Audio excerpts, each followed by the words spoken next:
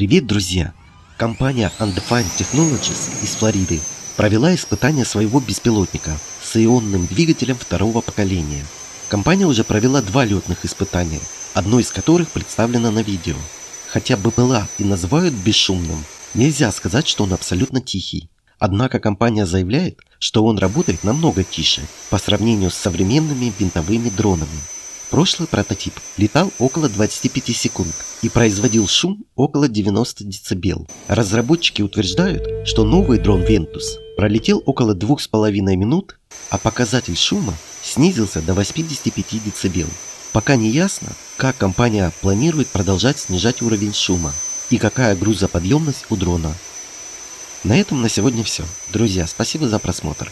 Мы осветим все.